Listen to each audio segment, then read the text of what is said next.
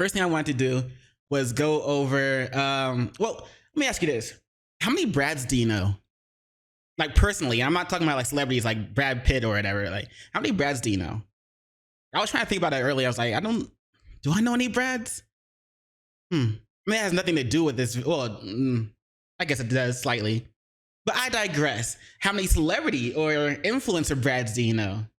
Because maybe you know a little YouTuber or influencer named Brad Taste. I don't know who that is. But I'm going to learn today, at least a little bit about it, because today we are reacting to a video titled How Brad Taste Lost His Entire Audience in 5 Days. And it's by the YouTube channel Internet Anarchist. So as always, links to the video, links to the channel will both be in the description below. So be sure to check it out. Let's get it. Music reviewers on YouTube to have from being one of the most respected music reviewers on YouTube to having mental breakdowns on stream. Oh boy. Leave me and my partner alone, and I'm gonna keep making videos every single day. Let's do it every single day because you. Bradley Lemon, aka Brad's Taste in Music, has had one of the most. Hey man, I feel that. Like just the segment that we saw. I don't know what that little mental breakdown or whatever was about. I don't know what he was really going through, but just that whole leave me and my partner alone because I'm gonna keep making videos every day because fuck you. I feel that energy. You know what I'm saying? I can fucks with that. I can fucks with that. Most chaotic and bizarre downfalls in recent YouTube history. Oh boy. One that left his fans confused, concerned, and angry at the same time. So what happened? Hi, I'm the Internet Anarchist. I create weekly YouTube documentaries, and today we'll be looking into the unfortunate demise of Brad Taste in Music, how a series of bad decisions and poor responses broke down his public image and turned him into a lol cow. Brad began his YouTube. First off, I love this guy's editing. I don't know who his editor is or if he edits it himself, but I love it. It's like good stuff, man. I gotta get an editor someday. Career in March of 2017 with a meme song about Eminem. Hi, my name is Eminem. Your girl wanted Eminem, so I gave her Eminem. This didn't go super viral, but it still performed well enough to encourage Brad to continue making videos. But instead of sticking to memes, Brad quickly transitioned into posting album reviews. Hey viewers, Bradley here with a review for Forced Witness by Alex Cameron. These reviews took strong inspiration from other popular music YouTubers at the time, like Anthony Fantano, allowing him to cultivate a small audience. I know who this guy is. I see some of his videos every now and then. Not all of them. I kind of know who he is. However, his channel wouldn't take off until a year later, when he came up with a genius idea. Instead of just posting his thoughts, he started including his first-time reaction to a song or album in his videos. Like, I just felt like I just zapped through a portal. That was awesome. His viewers found this new format to be a lot more engaging than the plain reviews. And then, in April of 2018, Brad I wonder how he's able to do that without getting the copyright. So I guess he wasn't playing all of the song. Because I thought about doing music reviews. I just don't know how yet, I guess. Brad's channel saw its first viral video. His reaction to the Black Parade album, My Chemical Romance, became incredibly popular, racking up hundreds of thousands of views. By 2019, he had gained over 40,000 subscribers, and this number increased to over 100,000 subscribers just 2 years later. During this time, he also started taking YouTube a lot more seriously, and even dropped out of college to pursue his online career. And to further expand and monetize his content, he started live streaming as well. This was a great move. Okay, yeah, I fucks with that. I fucks with that because I'm always a believer that people should follow their dreams responsibly. Now, he didn't drop out of college until he had gained some footing in the YouTube space, the YouTube community. He didn't just say fuck college. I'm gonna go all in on YouTube, and I haven't even made my first video yet. So he followed his dream responsibly, in my opinion, or maybe even wasn't his dream, but he did that shit responsibly, and I fucks with that. You feel me? Cause like it's better than having to spend tens of thousands of dollars on college. Instead, you can make money while doing what you love, and making videos and editing and reacting to music like he was doing. I like that. I like it a lot. I like it a lot. move, as these streams quickly became the biggest source of income for his channel. Looking back, however, it's obvious that these streams were also the beginning of his eventual downfall. You see, live streams allowed viewers to request reviews of certain albums, but instead of just fulfilling these demands, Brad came up with a clever monetization scheme. Put simply, viewers had to donate up to $400 for Brad to consider their request. This, combined with the earnings from his regular videos, meant that Brad was raking in huge amounts every month, and that's where everything started going downhill.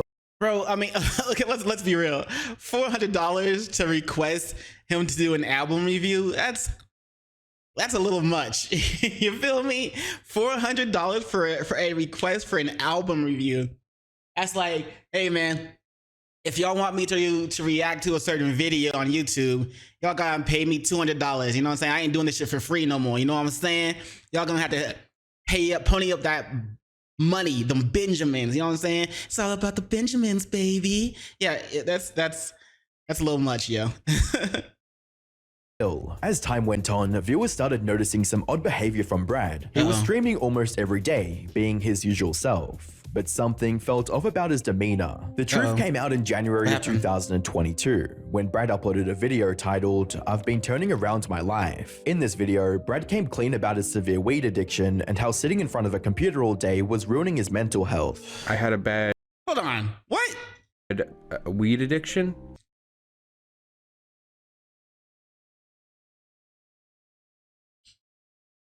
I want to press X to doubt just simply because, but at the same time, I guess everybody reacts to everything differently, and to hear about someone having an addiction to cannabis is like rare, if not like never happens, at least from what I know and from everybody I know. Shit, like what? It's known to be a non-addictive substance. Maybe he just has an addictive personality and he just gets addicted to things that he indulges in. You know, like maybe it's something like that. It's not totally on the cannabis. It's like I've never. It's hard to accept. It's for me at least. It's like what? A weed addiction. Are you sure yours ain't laced with something? Are you sure you're you know what I'm saying? You ain't smoking blunts or joints that are laced with a little something? I don't know, bro. I discovered weed, and it was just like, it felt like it gave me a new life. And by that, I mean, I forgot everything that happened beforehand and became really isolated, and it felt like I was living on a different planet. He had more money than he knew what to do with, so he turned to weed for stimulation, and it backfired horribly. Oh, no. I heard you mentioning a struggle with disassociation. I've been having the same experience for years after a bad I appreciate that. It's not that I'm happy that you're going through it. It's just nice to know that someone else, like, I'm just not alone in this shit. Thankfully, Brad recognized the issue with this addiction and promised to cut it out of his life completely. Right now, I'm about 5 months clean. Okay, good shit. But even though I'm 5 months clean, still think about it every day.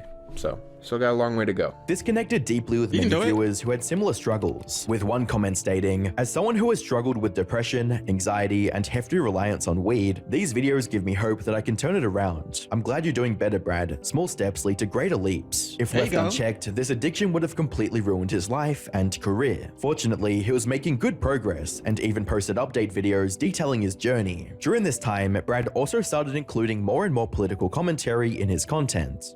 Now, I take blame for this. I've made content that's very much encouraged people to say some stupid shit like, you know, Japanese music showing up as anime music, or reggaeton is all copy and paste garbage. Hey, I've started getting into Japanese music. Like, for instance, for some reason, I never thought that Japanese hip hop or Japanese R&B, mostly Japanese R&B, like I knew Japanese rap was a thing, but like Japanese R&B, I was like, that's a thing? So I started listening to that. And right now I've been spamming this one song. I even use it as, for now I've been using it as a song that I play before my streams. Hold on, let me find it real quick.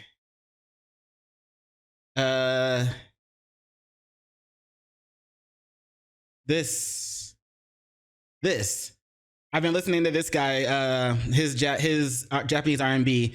I've been spamming this song because I really like it. Mostly, I don't know what he's saying, but since I am also practicing, my Japanese or trying to learn Japanese, I need that immersion, and I don't know. I like what I like the beat. I like the flow. I like everything about it. I don't know what he's saying, but I'll figure it out eventually. Anyway, I digress. Garbage. Another one being there's a lot of Asian. Oh, and if you guys know of any Japanese music, like songs I should listen to, let me know in the comments below. Appreciate it. Hate casually just thrown in the mix as well. Most of his opinions, like the ones about people writing off music simply because of its originating country, were fairly valid and level-headed. And because of his good takes, many of his fans started paying attention to his political views, even more than his musical opinions. Unfortunately, this ended up having horrible consequences for Brad's online reputation. It all started in June of 2024, when Brad posted a now-deleted picture with Ethan and Gila Klein from the H3 podcast. Now, taking a picture with a popular podcaster should be a relatively inoffensive thing. However, due to his previous political views, a large portion of his audience took issue with these photos. For those who don't know, both Ethan and Gila are Jewish. Gila is also from Israel and was even part of the mandatory Israeli Defense Force program. So that's why you gotta be careful when you start entering into politics and you start injecting that into your content. You gotta be careful with that and who you decide to start hanging out with or who you're seen hanging out with, because you may not know something about that person that your viewers might have to have something to say about when it comes to the other person's political views. But politics is crazy. Personally, I don't give a shit about politics unless it's something that I actually care for, like people injecting politics into my games and anime. Stop it. For these particular fans, Brad taking a picture with the host of the H3 podcast was akin to him supporting genocidal Zionists. This led to tons of backlash on Twitter and other social platforms. Brad tried to calm things down by providing an explanation on Twitter, stating, "I'm aware that being around Ethan and Hill at the moment is very questionable. I wanted to meet them despite people's valid criticisms of them. I'm aware this is a bad look, and posting a photo with them upsets many people. Not the best decision on my part. However..." Also, why does everybody have such a hard time separating people from, maybe their views or whatever? Like, you can get to know the person themselves and why they have those views and why they see things the way they do, and you can still be friends with them. You can agree to disagree. You can still be friends with them. So why do other people have such a hard time accepting that you could do that? It's to me, it's weird. It's a bit weird. Like, just because I don't think the exact same way as somebody else doesn't mean I can't be friends with them. I mean, they're still, deep down, they're still a person. You know what I'm saying? I may not agree with everything they say or do, but they're still a person. As long as they haven't committed any crimes, murders, as long as they're not trying to really get me or other people to also commit crimes or murders, or as long as they're not trying to, as long as they're not like some kid diddler, like, the diddler, or, like Dr. Disrespect. As long as it's not like that, then, why I don't see the point. I don't see the problem in being friends with people past, what, if I don't, even if I don't see things the same way they do. However, instead of calming things down, it made matters even worse for Brad, with a reply stating, "Wait, they were problematic, and why? Then why would you ever want to meet them? If you knew Ethan/Hiller were Zionists, why even risk your reputation for that meeting?" Where Brad tried to further justify his actions by saying, "I wanted to meet them because they were famous, and I had the opportunity to watch a creator who was a pivotal part of my childhood and early YouTube adventures." He also made a series of tweets voicing his support for Palestine, stating, "What's happening right now in Palestine is awful beyond comprehension, and I finally understand why it's been so hard for me to speak about it. I said that I stayed quiet because I didn't know enough, but truthfully, I felt like I couldn't listen. Members of my family have died at the hands of Hamas, and it honestly has been one of the hardest situations I've ever been presented. I understand why people are upset, and I want to make it very clear that I stand with the people of Palestine. I haven't talked to many of my family members in months, because they believe Israel's horrific actions are justified. I know they are not. Israel is committing genocide against the Palestinian people. I'm going to do my best to keep educating myself and listen to Palestinian voices, and I hope you guys are able to be patient with me as I genuinely try to learn. Some fans try to defend Brad from the backlash, with one of them telling Brad that is, quote, being way too harsh on himself, and that not everything has to be tied back to something controversial. But by this point, Brad was on board with denouncing Ethan and Healer, stating, the famous people in question are hated by a lot of people for really strong and dangerous opinions, and I plastered my smiling face next to them and posted it online. I've become sloppy. I should be more harsh on myself. I'm better than that. He even apologized directly for posting the picture, with a tweet reading, this image made a statement that I did not intend. I'd like to apologize for people who were hurt or upset by this. Brad likely thought that completely backtracking and throwing He really went to work on Twitter after somebody had an issue with him with that picture. Ethan and Healer under the bus would end the controversy. However, things were about to get a whole lot worse. This is because Ethan would respond on his Instagram, where he called out Brad for declaring him to be a genocidal Zionist without doing any research on his actual views regarding the Israel-Palestine situation. This divided the internet even further, with one group supporting Brad's decision to go against the H3 podcast hosts, and the other criticizing him for not having a concrete stance on the matter. And this was starting to destroy Brad's mental health, leading to a breakdown on Instagram. Oh boy. Reading, I genuinely don't understand how anyone is supposed to handle the amount of noise that comes from having any opinion. I think I've seen every single side of the situation be mad at me for a different reason. I'm either doing too much or not doing enough, and trying to make everyone happy is killing me.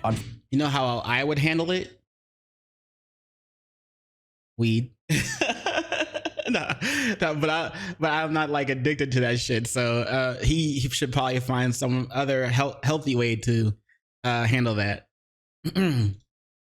Fortunately for Brad, this was only the beginning of his troubles. In July 2024, Brad would make another massive mistake when he promoted a small content creator by the name of Rose Mulet on his community tab, with a post reading, Rose is a creator who I've known for a long time, and they are making huge improvements as a content creator and a person as of recently, and it's worth watching their work. They recently made a fantastic video listening to tons of bad music, and now they have a sample video in the same style. It's fantastic, and clearly a ton of work was placed into it. On the surface, her channel looked relatively harmless. However, a single look at her previous Twitter posts tells a completely different story, with horrendous takes like, consent is stupid, is natural and necessary for a happy and healthy society. What? Why is the modern world so miserable? Wait, I'm so sorry. What the fuck was what the fuck was that? What? She said consent is stupid, grape is natural and necessary for a happy and healthy society. That's one of the worst takes of all time. I'm pretty sure right there. Yeah, she probably is singing a different tune if she actually suffered some of the things that grape victims have suffered and went through. She'd probably be singing a completely different tune.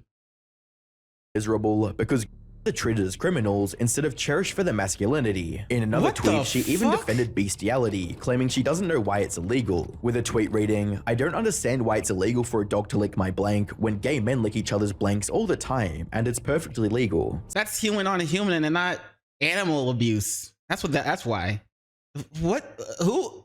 Yo, this person needs to be checked into a mental institution, bro. Something. Some people try to interpret these as nothing more than awful edgy jokes. However, her continued ramblings on the same topics made it clear that these were her genuine opinions. With another tweet reading, so much of the misconceptions about me can be attributed to this, by the way, my pacifism being misinterpreted as supporting really bad people's actions. No, I don't think it's justified for someone to be murdered because they g***ed someone. Again, time will clearly vindicate me on this. Brad once again received loads of backlash for promoting promoting her channel. But instead of backpedaling as he did with Ethan and Healer, Brad decided to defend Rose, with a tweet reading, "She's incredibly traumatized and likely mentally ill. She isn't a monster, just someone who really needs attention and will say some really messed up shit to get it. She knows this. She's trying to learn from it and grow." This led to— Okay, I see that statement's not that bad, I guess, because he's trying to like see from her point of view, and he's trying to say, yeah, she's probably mentally ill. She needs help. But to even harsher criticism from his audience, who now saw him as a complete hypocrite, leading to another meltdown on stream. It's like every day is hard, and I have to just cope with like the new way that my brain works. But I don't want you guys to feel bad for me, because it was my decision. At this point, Brad could have stayed quiet, and the Rose Mulet controversy would have fizzled out in a few weeks. Brad, however, did something that made the situation significantly worse. In a surprise to everyone, he changed his stance once again, and spoke out against Rose, apologizing for promoting her. "I'm sorry for platforming Rose Mulet. I really wanted to believe this person could change. I saw my own mental disability in this person, but they've said some of the most awful and evil stuff I've ever heard and seen." Whilst many praised his apology, Rose did not like it one bit. "It's very weird to have somebody one day tell you that they're advocating for you so strongly and so publicly, and tell you that it's okay to make mistakes, only for the next day for them to publicly bash you." Likely out of bitterness towards Brad, she decided it was time. yeah, I'm sure that's rough to deal with, but that y'all was in a crazy situation. I mean, he put himself in that situation, and you gotta pick a side at some point, bro. You got either you're gonna defend her and keep defending her, or just, you know, you can't like defend her and then be like, well, now I'm getting backlash for it, so let me backtrack on defending her. Time to go full scorched earth on Brad, and released a now deleted video titled "Brad Taste in Music is Lying to You." During this video, she would lay out all the dirty laundry she had on Brad. I believe they were trans. I was so wrapped up in my own shit that I was just like, I don't care about your gender. Hey, you're I was transphobic at 17. I liked Trump at 17. Rose remembers. I can tell you for sure that I've said the N-word, but you guys already knew this. Come on. Oh my God, I know, it's terrible. You guys are acting like you've never said something you weren't supposed to say before. Come on. This also included evidence of Brad lying about things to save face in front of his audience. Wait, what? Hold on. Yo, Nate, you think you chill? You think you so great? Just take a look at Rose and her comments on Grape. Bro just wrote bars. Anyway, he just wrote rhymes. Anyway, Grape is okay as long as you don't get an STD.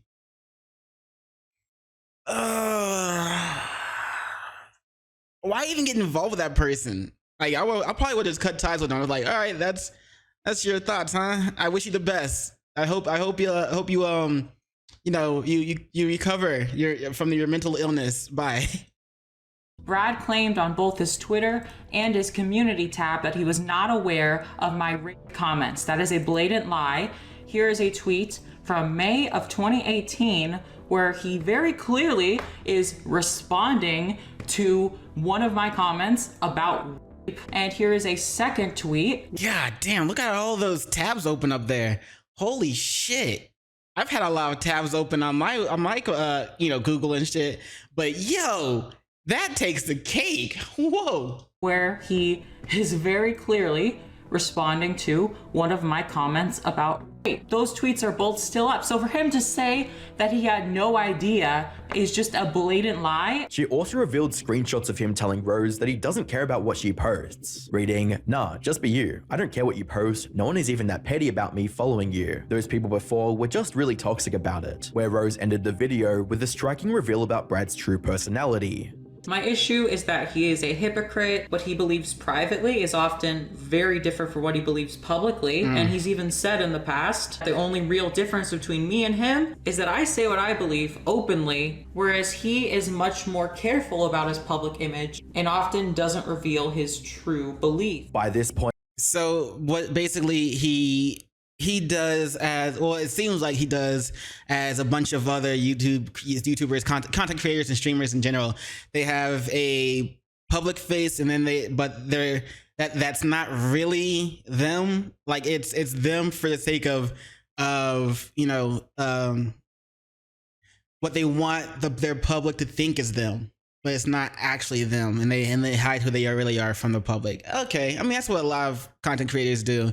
Not me. I prefer it to be natural because, as always, you know what happens eventually. The mask fucking slips one day, and you're exposed. You expose yourself, or someone else exposes you. But point, Brad had lost the trust of the majority of his audience, and his career was at rock bottom, or at least everyone thought it was rock bottom, because things got even worse with accusations of theft. In August of 2024, a Twitter user by the name of Peruko accused Brad of putting them in a $411 debt. Wait, how? Apparently, Brad hired Peruko for an editing job and helped them buy professional editing software. But then, out of nowhere, Brad refunded the amount, leading to Peruko's PayPal account being 411 Canadian dollars in debt. When Peruko brought this up to Brad, he sent less than half the money back, and then started avoiding Peruko by ghosting their messages and telling her to sort things out with PayPal support instead. He did eventually return Peruko the money he owed, but not before her tweets caused yet another wave of backlash. And his explanation for this whole fiasco? Well, it was because he was quoted disabled and misunderstood. He further clarified,